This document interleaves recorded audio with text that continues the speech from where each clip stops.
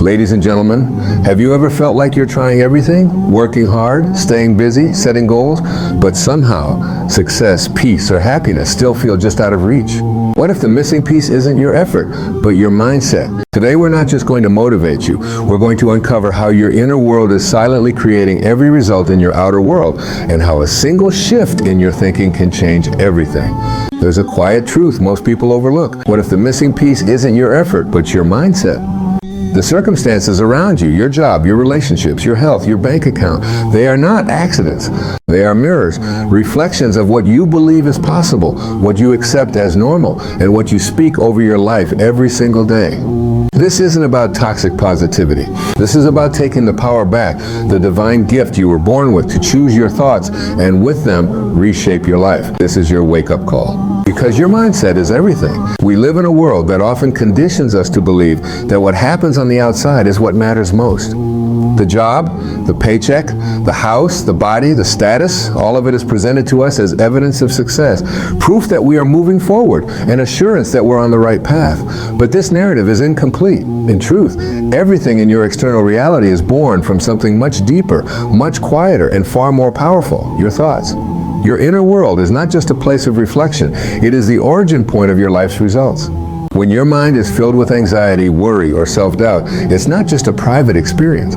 That energy begins to ripple outward. It affects the tone in your voice, the posture of your body, the decisions you make, the people you attract, and the experiences you magnetize. On the surface, you might appear calm or composed, but if internally you are operating from fear, that fear subtly shapes the world around you. You say yes to the wrong opportunities because you're afraid the right one won't come.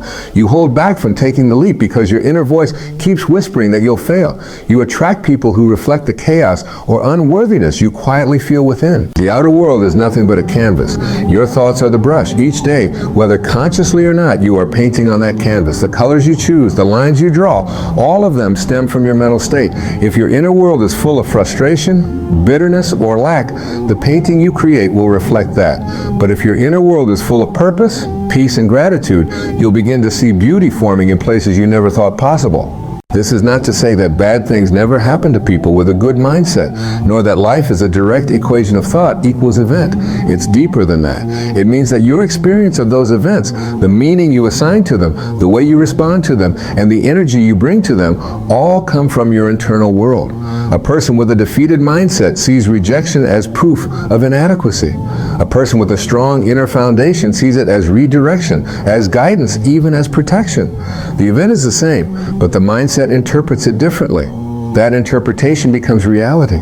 The problem is, most people never look within. They try to fix the outside, change the job, end the relationship, chase a new goal, hoping it will finally bring the feeling of fulfillment or control they're searching for. But without addressing the mindset that created those experiences in the first place, they end up repeating patterns. The new job brings the same dissatisfaction. The new relationship mirrors the old one. The new goal creates a new pressure, but not peace. Why? Because the root of the problem isn't out there. It's in the way we think, perceive, and feel about ourselves, about others, and about the world. To understand how your mindset creates your reality, consider how your brain filters information. There are millions of bits of data coming at you every second, and yet you only consciously process a small fraction. What determines what you see? Your beliefs. Your subconscious mind is always working to validate what you already think is true. If you believe the world is full of opportunities, your mind seeks them out. If you believe people can't be trusted, your mind notices betrayal, not loyalty. Your thoughts create a lens, and that lens either limits you or empowers you. The truth is, nothing in your life changes until your thoughts do. You might change your environment temporarily, but your experience won't evolve if you're still carrying the same fear, anger, or doubt. Shifting your mindset isn't just a motivational idea. It's a foundational requirement if you want lasting change. That's why people can undergo massive physical or financial transformations and still feel empty. They change their circumstances, but not their core perception of who they are and what life means. Awareness is the first step. When you begin to recognize the connection between your thoughts and your outcomes, you reclaim your power. You're no longer just reacting to life. You're participating in its creation. You start to see that every belief you hold, every thought you repeat, every assumption you make is a building block. It's not always immediate. Sometimes it's subtle. But eventually, your outer reality bends to reflect your inner vibration. This understanding brings a profound shift in responsibility. It's no longer about blaming others, external conditions, or bad luck. It's about turning inward, not as a place of guilt or shame, but as a place of empowerment. Because if your outer world reflects your inner thoughts, then your most powerful work isn't in fixing the world, it's in transforming your mind. It means that peace, abundance, clarity, and purpose are not things you chase. They're things you unlock from within. And once you do, the world responds accordingly. Every thought you think carries a frequency. It may not be visible to the naked eye or measurable by conventional tools, but it shapes the energy you project into the world and the experiences you attract into your life. Much like tuning a radio, your mind operates on a certain wavelength. If you are constantly thinking thoughts of fear, doubt, scarcity, or resentment, then you are vibrating at a low frequency, and everything you draw toward yourself will resonate at that same level. Conversely, when your thoughts are filled with gratitude, faith, compassion, and love, you begin to operate at a higher frequency, and you start magnetizing experiences that match that elevated vibration. There's a reason why two people can be in the same situation and experience it completely differently. One person sees a delay as an inconvenience, a sign of failure, or a reason to give up. Another sees the same delay as divine timing, an opportunity for reflection, or a moment to pause and breathe. The situation doesn't change. What changes is the frequency of thought, and that difference in frequency transforms how life responds. This is the invisible law that governs human experience. What you broadcast, you receive. You are not a victim of what happens to you. You are a participant in what you attract based on the frequency you emit. To understand this, imagine that your mind is a signal tower. With every thought, you are sending out a vibration. You may think no one hears it, no one sees it, but the universe does. That vibration becomes a request for people, experiences, outcomes, and lessons that match your dominant thinking pattern. If you're constantly entertaining the thought that you're not good enough, life will reflect back to you situations that validate that belief, not because life is punishing you, but because it responds to what you are tuned into. Just as a radio can't play a rock station while tuned to classical, your life cannot play the music of abundance while your mind is tuned to limitation. You don't need to be perfect in thought, and this isn't about suppressing pain or pretending everything is okay when it's not. It's about becoming conscious of where your attention rests. What thoughts are you nurturing? What emotions are you feeding? What stories are you telling yourself every day? Because those thoughts don't just stay in your head, they shape your vibration, and that vibration shapes your reality. The shift begins the moment you realize that you can choose a new thought, even in the face of difficulty. You can choose to believe that life is working for you, not against you. You can choose to believe that life is working for you, not against you. You can choose to believe that setbacks are setups for something greater. You can choose to believe that what you desire is already on its way, even before you see evidence of it. As your thoughts begin to rise, so does your energy. People notice it. They're drawn to it. Opportunities that once seemed locked away begin to open, not because the world changed, but because you did. You move from a state of resistance to a state of allowance. You move from survival to creation, from confusion to clarity. And that shift in energy becomes the silent architect of your life. This is the reason why affirmations, visualization, prayer, and stillness practices are not merely spiritual trends. They are tools to recalibrate your mind. They bring your thinking into alignment with the frequency of the life you want to live. When you repeatedly affirm something like, I am worthy, you are not lying to yourself. You are reminding your energy of a higher truth. When you visualize the life you want, you are not escaping reality. You are calling in a new one. When you pray, you are not begging for intervention. You are aligning your mind with divine order, with the unseen intelligence that responds to faith more than fear. Changing your thoughts doesn't mean ignoring reality. It means understanding that your internal state is always preceding what you call reality. You can be in a storm and still think thoughts of calm. You can be in a setback and still believe in your progress. And those thoughts become the seeds of a different frequency, a new future. This isn't delusion, it's spiritual responsibility. Because you are not powerless, you are powerful beyond measure, and your greatest power lies in your ability to think on purpose, to elevate your mind, and to choose thoughts that reflect the future you wish to create, rather than the fear you've been taught to inherit. Many people wait for their circumstances to improve before they think better thoughts, but it doesn't work that way. It's not circumstances that improve your mindset. It's your mindset that transforms your circumstances. Everything begins with thought. That's where your energy is formed. That's where your vibration is born. When you change that, you change your direction. When you change that, you open yourself to receive, not from a place of desperation, but from a place of alignment. When your thoughts are rooted in truth, trust, and vision, your life will follow suit, because the frequency you hold becomes the foundation upon which your next chapter is built. The mind is a powerful instrument, but its true strength is not unlocked by default. It is cultivated through intention. Most people walk through life in a state of distraction, pulled in 1,000 directions by noise, demands, past regrets, future worries, and endless stimulation. Their thoughts are scattered, reactive, and unfocused. In this state, even a strong desire becomes weak. Even a clear goal becomes diluted. Without focus, energy is wasted. Without direction, power leaks. But the moment you bring your attention under conscious control, everything begins to shift.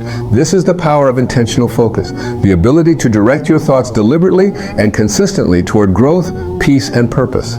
Your mind is always active, always interpreting, judging, predicting, analyzing. But focus gives that movement purpose. It's the difference between a flashlight and a laser. A flashlight spreads light in all directions, useful but diffuse.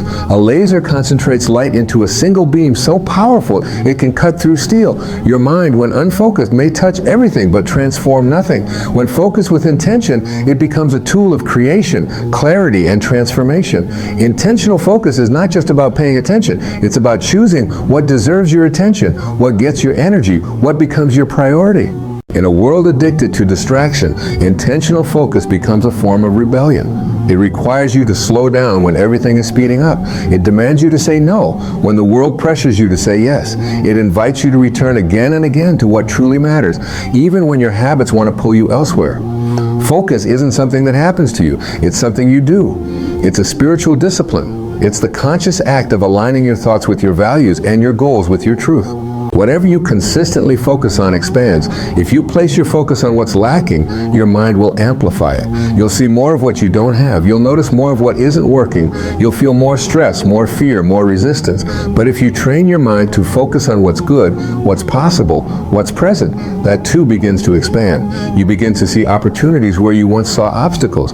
You feel more peace where you once felt pressure. You gain access to creativity, inspiration, and insight that were hidden behind the fog of scattered thought. Focus clears the mental noise and lets your deeper intelligence speak. Many people chase productivity, trying to do more, achieve more, reach higher. But true productivity is not doing more. It's doing what matters deeply and without distraction. You can spend a whole day busy and feel exhausted but unfulfilled, or you can spend one focused hour on something aligned with your higher purpose and feel energized, alive, and clear. The difference is focus.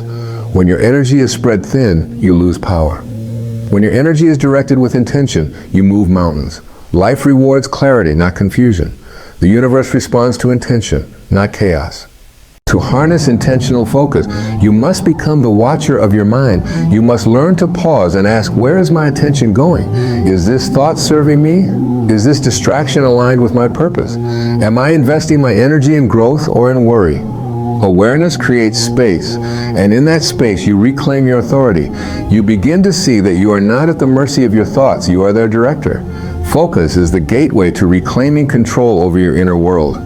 Intentional focus also means making peace with the present moment. The mind loves to wander into the past, replaying old wounds and regrets, or into the future, forecasting what may or may not come. But focus brings you back here now, and this present moment is the only place where true power resides. When you focus intentionally, the past loses its grip, and the future loses its weight. You become anchored, calm, and aware. And from that stillness, you can move forward with clarity. You begin to filter what enters your mental space. You become selective with what you consume, who you listen to, what environments you spend time in, because you understand that your focus is sacred. It is not to be given away carelessly. It shapes your emotions, your decisions, your habits, your relationships. Everything you feel and experience is colored by where your mind is resting. This is why boundaries are essential, not just with others, but with your own mind. You must learn to guide your attention like a skilled gardener, removing the weeds of negativity and planting seeds of purpose. There will always be noise, there will always be distractions, but intentional focus allows you to rise above them. It gives you the ability to center your mind even in chaos, to hold on to peace even in pressure, and to stay rooted in what matters even when everything around you pulls for your attention. It's not about perfection, it's about persistence. Each time your mind wanders, you gently bring it back. Each time fear creeps in, you refocus on faith. Each time doubt surfaces, you return to your inner truth. This is the practice of focus, not as a one-time act, but as a way of life, a quiet discipline that shapes every outcome and opens every door. There's a quiet truth in the process of transformation that many overlook. The act of rising does not always begin with gaining something new. Often it begins with letting go. We live in a world that teaches accumulation. We're told to add more knowledge, more skills, more possessions, more opinions, more validation, as if the path to growth is purely through expansion. But in the deeper wisdom of life, true elevation begins in release. It's not what you add, but what you remove that allows you to rise. Letting go is not weakness.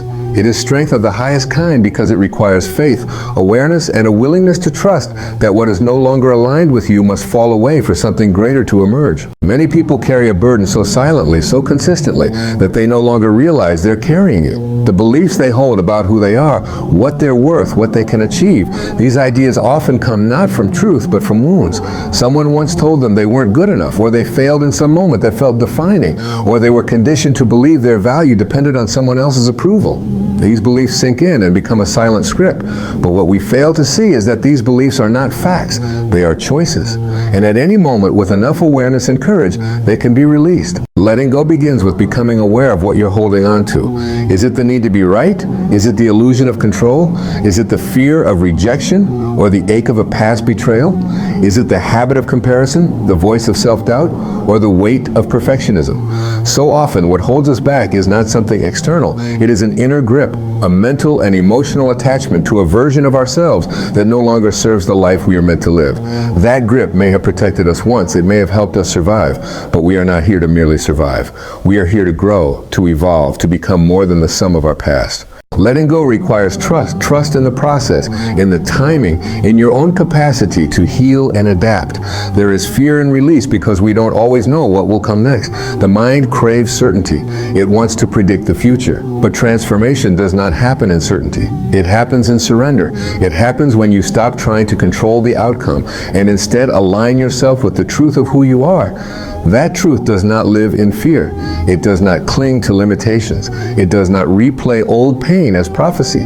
That truth is free, expansive, creative, and whole. When you let go of what no longer serves you, you make space. And in that space, something beautiful begins to move. A new idea, a clearer vision, a stronger relationship, a deeper sense of peace. But none of that can enter while your hands and heart are full of what you're meant to release. Life cannot deliver the new when you are still entertaining the old. Whether it's a toxic thought pattern, an outdated identity, or a past experience that you've clung to for too long, your elevation is waiting on the other side of surrender. People often ask, how do I let go? The answer is presence. You begin by becoming aware of the thought, the emotion, the belief. You observe it without judgment. You name it. You sit with it. And then you ask, is this helping me grow? Is this serving the person I'm becoming? If the answer is no, you choose differently. Not once, but over and over with compassion. Letting go is not always an instant event. It is often a gentle, repetitive practice of loosening the grip each time the weight returns. And with each repetition, the grip weakens and your lightness returns. There's also grief in letting go, and that grief is sacred. When we release something familiar, whether it's a habit, a person, a story, we are saying goodbye to a part of ourselves, and that deserves tenderness. It's okay to feel the sadness, the confusion, the fear, but beneath all of it, there is also relief, there is clarity, there is freedom, and eventually there is joy. The joy that only comes when you realize you are no longer bound by what once held you back. Letting go does not mean forgetting. It does not mean pretending something didn't matter. It means honoring it for what it taught you and choosing to no longer carry it as your identity. It means stepping out of the role you once played and allowing yourself to write a new script. Every ending is a beginning in disguise. When you close one chapter with grace, the next one opens with power.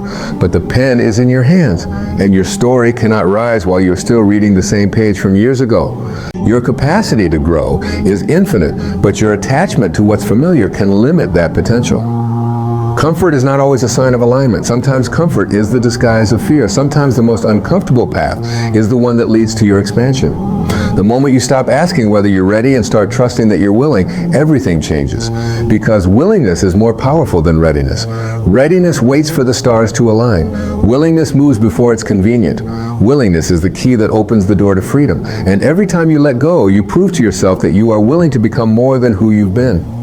The journey of transformation doesn't begin in the world around you. It begins in the world within you. Your mindset is not a passive passenger in your life. It is the silent architect of your reality.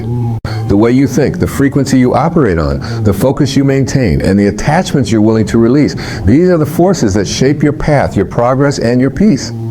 When you shift your inner world, your outer world cannot stay the same. You are not here to merely react to life. You're here to co-create it with clarity, intention, and power. The moment you take full ownership of your thoughts is the moment you begin to rise. Not because everything outside of you suddenly changes, but because you've awakened the truth that was always inside you. Your mindset is everything.